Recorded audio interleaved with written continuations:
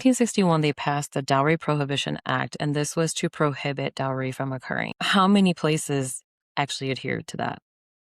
After all that time of colonial, they were there from the 1700s all the way to, I don't actually know what year they started, but basically they were there until 1947. They heavily influenced modern day of India, even in this aspect. And so one of the things I love to say is, if 400 years ago we closed the borders of Britain, we probably would be living in a different type of a world today. The British should have just left every other colony alone. I don't know what the world would have turned out to be, but there was a lot of horrors. Every civilization suffered under British colonial rule. And even down to this modern day concept of, we cannot put the blame on all of that. We as a nation were independent in 1947.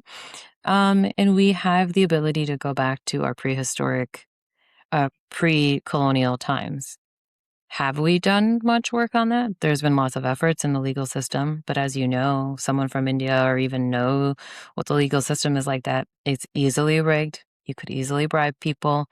You can influence, one of the famous cases here that happened in May, Twisha Sharma, her mother-in-law is a judge. What are you going to do? Hi, everyone. My name is Vaidehi Patel, your host for Chai and Chemistry on the Single to Shadi podcast network. Thank you for tuning in to today's episode. So today's episode, we're going to focus on dowry and how it's evolved over time.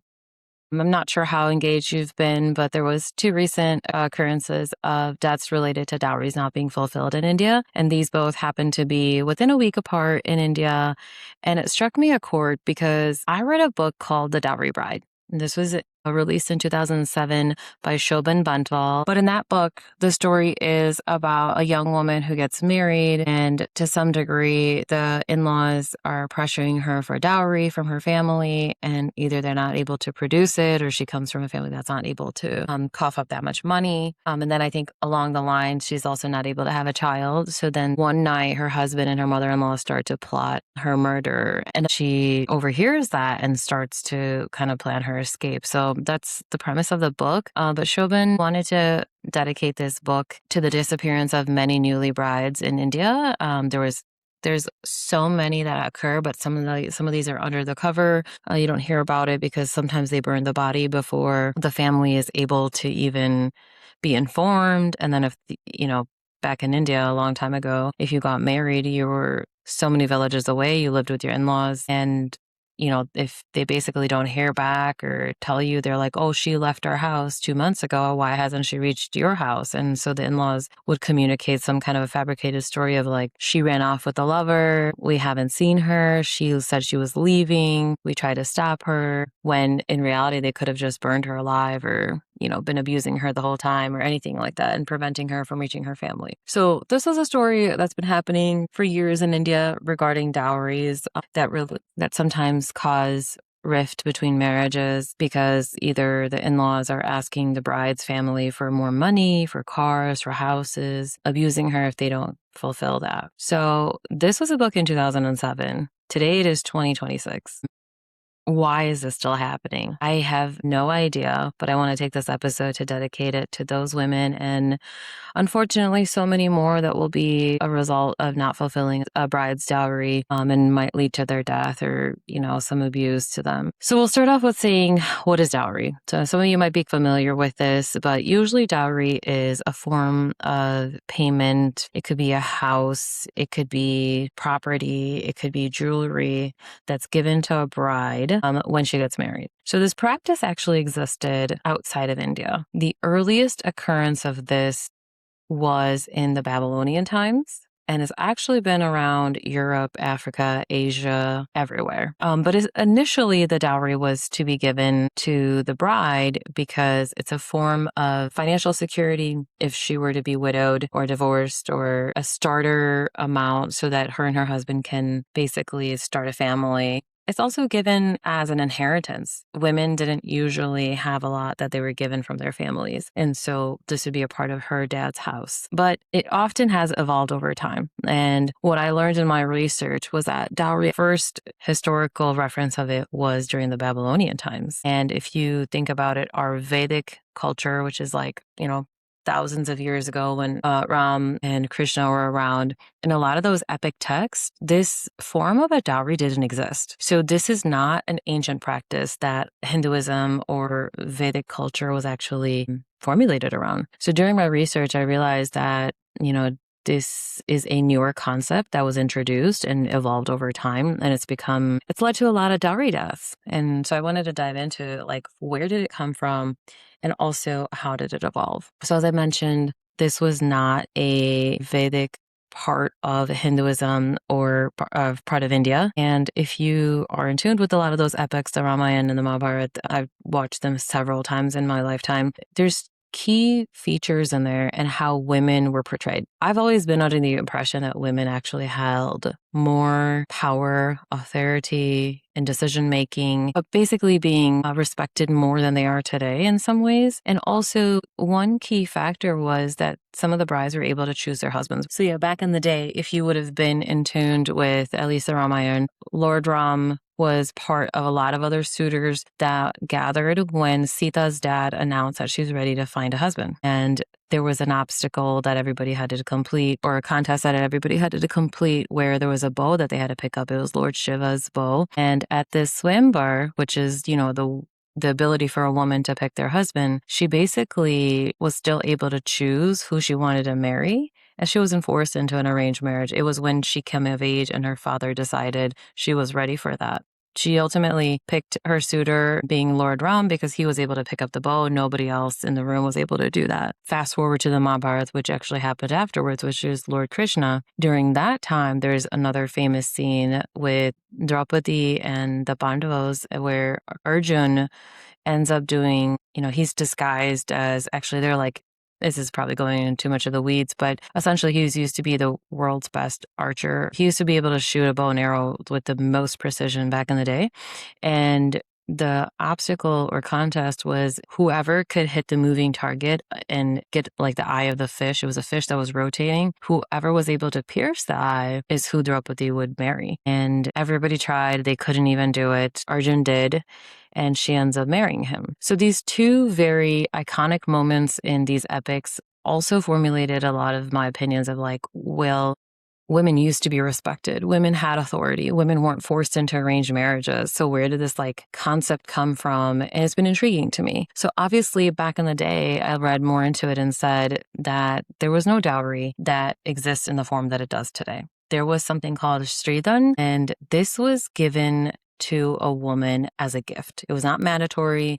It was voluntary. It was given by her parents so that she could have, again, a safety network. She would have some form of property, wealth. If she needed a financial security blanket, she also would have that from her parents, but it was not mandatory. And this was all given as a gift. It was also intriguing to find out that women were also able to hold a lot more property in their name back in the day, which has evolved over the centuries in the modern day culture, or even a couple 100 years ago. But prehistoric and ancient times, it was like women held a part of their father's inheritance, their property, their wealth, and this was not necessarily only going to just children of male, their son. So if we take all that into context and we think about where did society get it wrong, and how do we have women dying every day, every other day from a dowry not getting fulfilled? In 2026, when we have more education, we have women, being almost as equal to men in so many ways, having the freedom to choose their partners. And, we move past this mid-ancient, old, traditional Orthodox thinking of a dowry. So when I was looking into this, obviously it was something that was common in the Babylonian times. So it's been around, a couple thousand years. It's evolved into being a practice that was in Africa, Europe, Asia, but started to become more prevalent. I noticed, throughout Indian history, there was different people that came over and conquered India and ruled it or had influence by. So the first was, the Buddhist times. And when Buddhism was around, there was also another ruler. And at that time, they did practice dowry, but it was still in the old form of giving it as a gift, but not necessarily as a requirement as it is today. So the way that it exists today, some of you are not aware, but dowry or dahej, which is in Hindi, could be in any form of these gifts where your in-laws could request any of that, and they could also deny marriage. And a lot of times they deny marriage between a man and a woman in a lot of these arranged marriage situations. I mean, I'm sure it happens in love marriages too, but essentially they could deny the union from happening if they don't get the car, or if they don't get the house, or they don't get a certain amount of money or gold from the bride's father. So it's a direct transfer of equity or wealth from one father to the other. And here's what ends up happening is sometimes the bride may not even be able to get access to that, because your in-laws actually take it and say, well, that was given to me because you live with us now. A lot of times in India, you move in with your husband's side of the family. So it's like, well, we're taking on another person to feed. We're taking on another body to house. So this is kind of like your payment in some forms. They blackmail you into thinking that, you're a burden. You need to give us a house. We don't have a fridge. We don't have a new car. Now that you came in, your dad should at least support you. He can't even support you. A lot of these vile things are told to women. So anyways, that's how it is today. And that's kind of what led to a lot of those girls' deaths. There was a famous movie with Akshay Kumar where he wasn't able to pay his sister's in-law some form of money or whatever, and then they ended up strangling her in the movie. And that's kind of like what happened with the two women that were actually in the news a couple weeks. One was Deepika Nagar, who passed away on May 17th, 2026. She was only 24 years old. And then there was Twisha Sharma on May 12th, who was 33 years old. And she passed away as well. And both of these murders happened over some type of a dowry fulfillment, etc. So that's what's happening today. So the history of it, obviously, we talked about how it used to not exist in Vedic culture and Buddhism. One of the other things I found over the years that happened was during the medieval times of India, it's said that there was a lot of child marriages happening. People were burdened with children and wasn't able to take care of them, so they married them off at an earlier age. This kind of coincides with some of the other research I did where this is close to like the Mughal invasion of India. And that was also when a lot of the Rajputs held power and they were the royalty in India. So the Rajput culture, which comes from, well, they're all over India. Well, majority of it is in Rajasthan, but they have a huge dowry culture where they make sure their daughter is taken care of. And being of royalty, they have a lot of access to jewels and wealth and money, animals. And so there's, a famous marriage that happened back in the day with Jodhabai from Rajput. And there's a movie, Jodha Akbar, about it, which was an allegiance of Rajputani princess to a Mughal emperor. So it was a Hindu-Muslim wedding back in the day, but it was also done in some type of an allegiance. So there could be peace between the Mughals and the royal Rajputs. And also during that marriage, Jodha's father ended up giving several elephants, lots of money, lots of clothes, transferred a lot of wealth over to her. So this is a practice that evolved over time.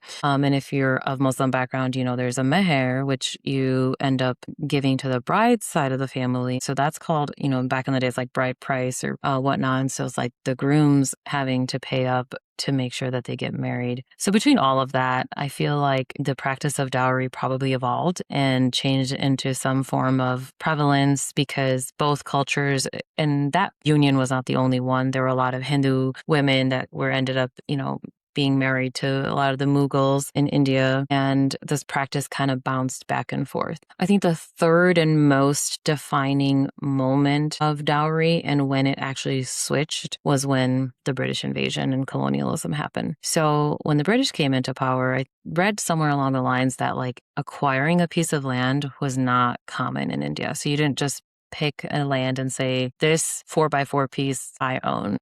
These 3 acres are owned by me and my family. It was like you just followed probably where you could land. You just you just grew vegetables there. And if it didn't work out that year, you moved on to another. These are some of the stories that I actually heard of my family too. Like the way my family evolved over the years, we came from another region and we started to just venture out to where we settled. The last village that we left to come to America was because apparently there was more farming opportunities there. So I stand by that. And I think that, obviously the British came over and were like, we own India now. Yeah, somewhere along the lines, the British basically introduced private ownership of land in India. And this started to, become a really big piece of Indian history. And then all of a sudden, land started to become part of an inheritance. The other thing the British started to ban and prohibit is women from owning property or any land. So that started to shift how a lot of this dowry and Sridan conversation could be. So from your parents now securing your future to giving you some form of wealth, some form of money, some form of maybe land at that time, and your name all of a sudden switched to going from your name to now your husband or your in-law's name. And this was a major shift because this was when power, money, and wealth probably shifted from the female to all the males. And it basically introduced this idea of like dowry was now a necessary item for you to get married to my son. You would have to give up the land. You would have to give up the car. You would have to give us all these things. And this led to a lot of greed, a lot of exploitation, a lot of abuse from the in-laws side, and unfortunately, a lot of deaths. So, one of the quotes that I always lean on, and I always am like, it always astounds me how much the British actually influenced India and how modern India is today, because we went from the Vedic times having no dowry. It was all over the world. It was in ancient, Greece, Babylonian times, Africa, in China, and a lot of these areas. And we adopted it in a form that made a lot of sense in the Vedic era, but it was practiced so that there was a security blanket. Women had power. We know that there was these experiences where women were able to choose their husbands. They weren't forced into these marriages or formulated behind what can my father afford in my husband, or formulated behind how much money does my father have for a dowry. And that also defines who I can and cannot marry. We shifted so much from that. And whether it was, the medieval times, the Mughal invasion, the British colonialism, we never were able to get back to what our land used to have. In 1961, and even prior to that, a lot of times India was trying to pass laws to prohibit dowry. And it is prohibited. Yeah, in 1961, they passed the Dowry Prohibition Act, and this was to prohibit dowry from occurring. How many places actually adhered to that? After all that time of colonial, they were there from the 1700s all the way to, I don't actually know what year they started, but basically they were there until 1947. They heavily influenced modern day of India, even in this aspect. And so one of the things I love to say is, if 400 years ago we closed the borders of Britain, we probably would be living in a different type of a world today. British should have just left every other colony alone. I don't know what the world would have turned out to be, but there was a lot of horrors. Every civilization suffered under British colonial rule, and even down to this modern day concept of, we cannot put the blame on all of that. We as a nation were independent in 1947, and we have the ability to go back to our prehistoric, pre-colonial times. Have we done much work on that? There's been lots of efforts in the legal system, but as you know, someone from India or even know what the legal system is like, that it's easily rigged. You could easily bribe people. You can influence, one of the famous cases here that happened in May, Twisha Sharma, her mother-in-law is a judge. What are you going to do? She probably knows all the right people. She probably has a lot of influence in that, even though you're supposed to be unbiased, you're really going up against a lot. And I think more can be done, right? There's more education today than there was before. There's always a lot more respect we could hold for women, like we used to, allow them to choose their partners without this, burden. One of the things that happened with British colonial rule is all of a sudden nobody had the money to now pay up these brides. Nobody had the money for a dowry, and it was really hard. So I believe that's also probably when they started to look at women as a burden, because now all of a sudden, if every time you have a daughter, you have to start preparing for what her dowry is going to cost you. So normal people at that time were probably like, I only want sons because I'm going to get more money from them. There was a lot of famine, a lot of poverty in India when the British came, because you had to pay all these taxes. So I'm sure that led to why there were so many daughters being killed. And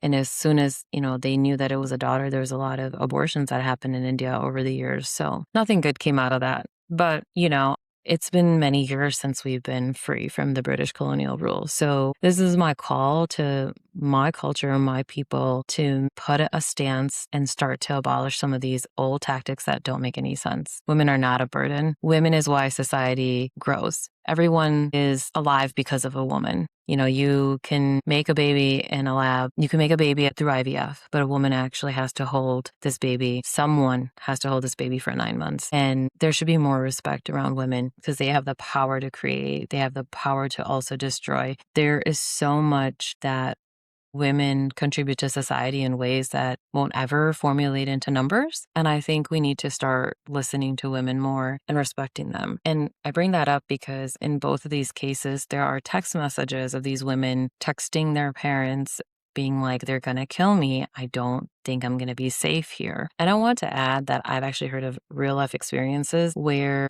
there's some domestic situation going on. However, people kind of step into it and try to just mediate it. My personal experiences with people in the family or the community that I've seen this occur to, the end goal is not to, help separate and make sure that every party is okay. Usually it's, compromise, deal with it, go back to your in-laws. What will the society say? It couldn't have been that bad, not listening to women. Sometimes even I've seen in situations forcing women to go back in abusive situations. And that's kind of what happened to these two women in some instances, and probably happens to a lot, is we're not okay with, facing log kya kahenge, or what will people say if my daughter is a divorce and comes back and lives with me. There's this concept of once you get married, you give your daughter away and she loses the ability to even go to her parents' house. That's no longer her house in India. That's an older concept. But power to those parents that actually accept their daughters back into their homes and save them from this, because would you face the log kya kahenge, or would you want to face the death of your daughter? And unfortunately,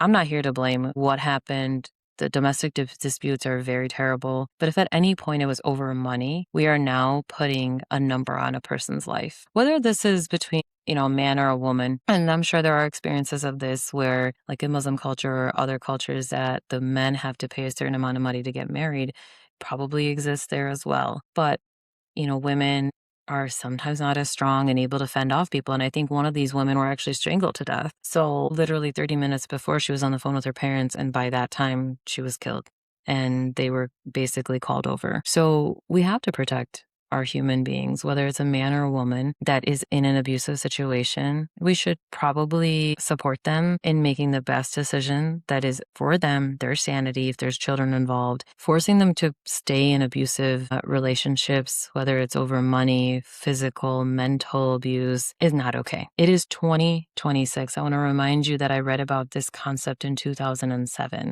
And as this episode has probably occurred, one more person probably died in India over a dowry dispute. So I really wanted to take this time to see if I could spread more knowledge about how this occurs still today. What an amazing book The Dowry Bride was. I believe it was fiction, but off of a real historical concept that occurred, and how we can move forward as a society.